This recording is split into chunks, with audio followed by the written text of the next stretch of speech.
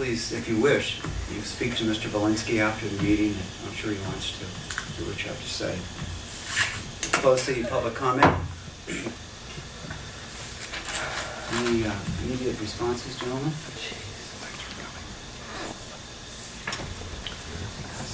I think I may have misspoken when I said we have a special dispensation for elected officials. What we do at this meeting and other meetings is we will ask members of the public if we have a particular interest or wish to hear something from them, then we as members of the board will ask for a response from those persons, but that's not an open public comment.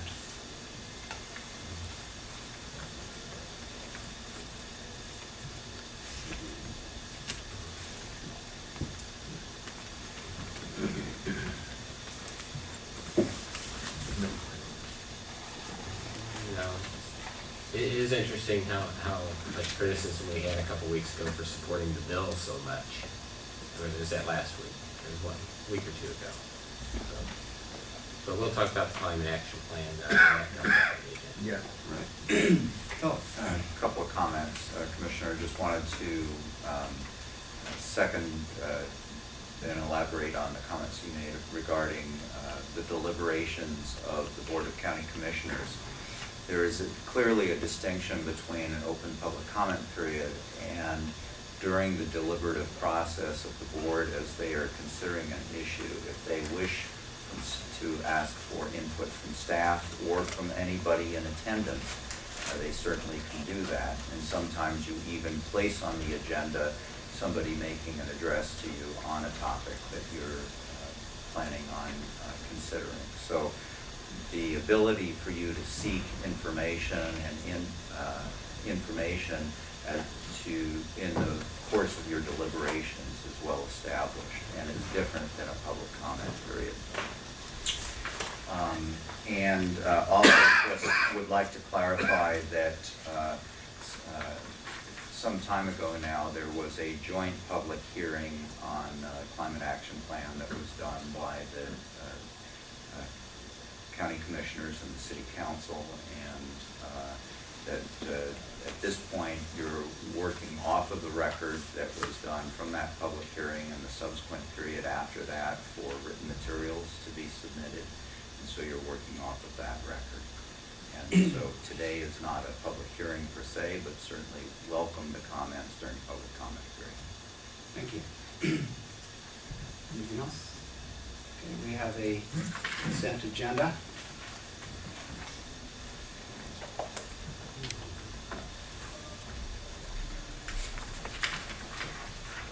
Go ahead and move the consent agenda. yeah, I'll second it. Moved and seconded that we adopt the consent agenda. All in favor of the motion say aye.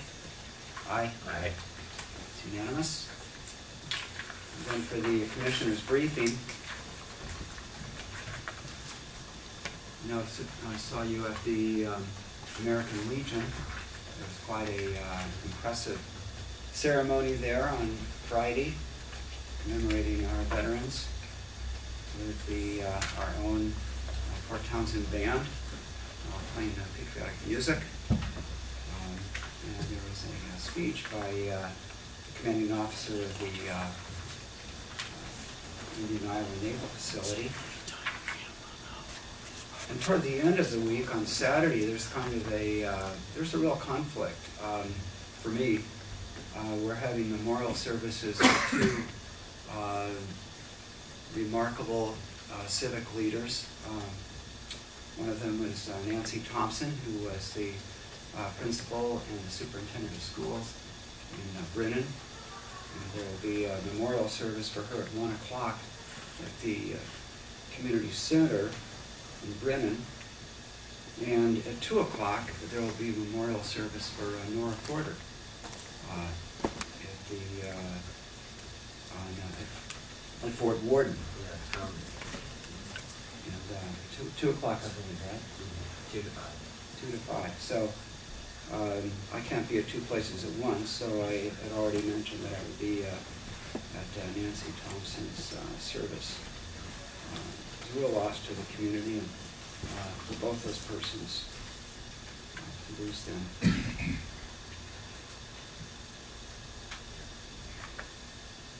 I went to a very interesting meeting last week on acidification, ocean acidification. And it's interesting how it tied into the economy. The state of Washington gets about $100 million a year out of its shellfish industry, as probably most of you know, and the county gets about $20 million, I believe. And at this seminar, Bill Dewey was there. Bill Dewey works for Taylor Shellfish, and he was discussing there's kind of a bipolar distribution in the effects of acidification on plant and marine life, other marine life. Interestingly enough, the gooey duck seems to be better in a more acidic environment. However, oysters do very poorly. And Taylor Shellfish has gotten quite concerned. He wrote an article that was in the Seattle Times, Bill Dewey did. He noticed that there was a tremendous drop in the viability of their oyster eggs. And I think it was something like 80%. And other West Coast operations were also hurt severely. So Taylor and the shellfish industry is extremely concerned about acidification and all that goes into it. Part of what goes into it, of course, is the carbon dioxide in the atmosphere. Also, upwelling from colder waters that are higher in acid has an effect on it. So there's quite a concern. And, it's an interesting nexus of concern about the environment and also concern about the economy. Yeah, I was talking with Peter Downey last week, who does have the gooey duck operation on Discovery Bay, and he was saying that too, that gooey ducks actually are faring better with acidification, but a lot of concern about all the oysters and that whole part of our economy. There's a lot of things you would do to help prevent ocean acidification that correspondingly also recommend climate action for other reasons. Many things have dual reasons: saving energy, saving costs, those kind of things. So if you don't like one reason, there's other reasons for doing some of the same things. I do plan to go to Nora Porter's memorial service Saturday. So, we can divide that up since it's hard to be two parts of the county virtually at the same time.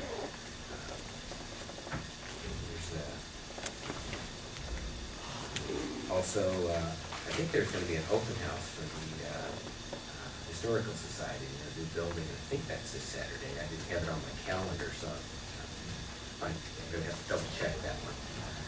It's a busy day Saturday. Also a big rummage sale for the radio station, trying to raise money. It's going to be happening a really long day. That's down at the Cotton Building, I believe. So we have Saturday on this schedule, so just wanted to share those. Do have a meeting at Transit too, with manager evaluation work on Tuesday. And frankly, think she's doing a good job. Yes. So that shouldn't be too difficult. What else did I went to another program, supporting the Calenti program this Sunday, this past Sunday, yesterday. There was a presentation of that NPR show, Says You. Oh, yeah. Which was actually a lot of fun, but it really almost filled the auditorium out there at Chimico. So a lot of support for that program. proceeds go. And, it's a food fund drive this week too, here at the courthouse, so I think that's real important, here before the holidays especially.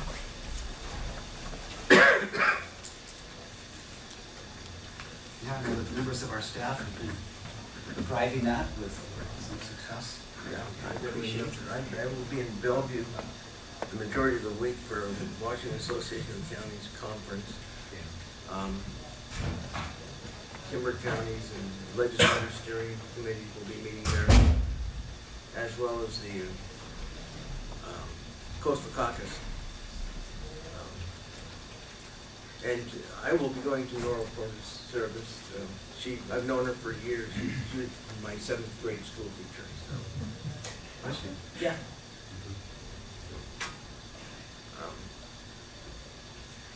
She's kind of like a hard lady with a soft heart.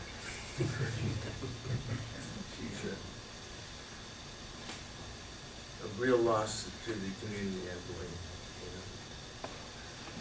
So I have to remember to donate to the food drive before I leave for the conference.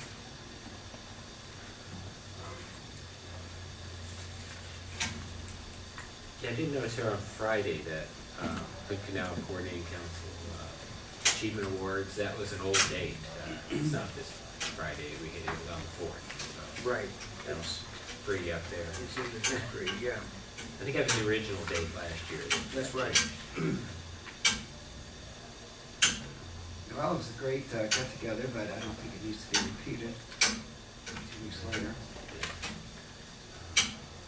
Especially not in Alderbrook. Excuse me. We all met Laura Lewis last week. Oh, yeah. The new director of Washington State University Extension. It was really a great turnout. I saw Mr. Fritz and other notables were there. People who've been supporting 4-H. It was a celebratory get-together.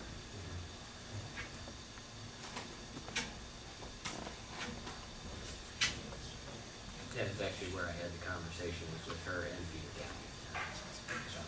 Good duck. You were showing her the pictures. Was that? Silly ducks. I think we're going to be pleased. I think she's going to do a good job. She's really interested in the community, really studying the community. It's amazing how much she knows about us already.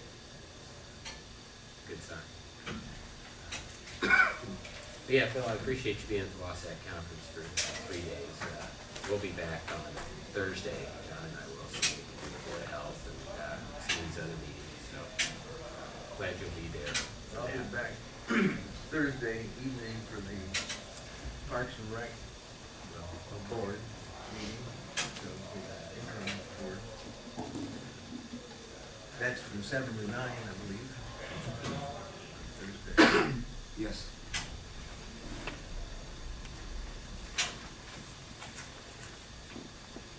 And so you are both going to the health board meeting, Yes, you're right.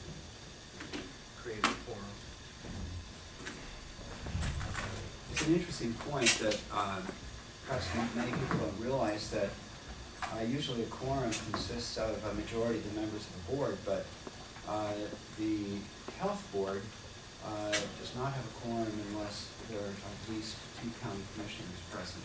So we have to be careful in our putting together our schedules that at least 2 of us will be available. And that's why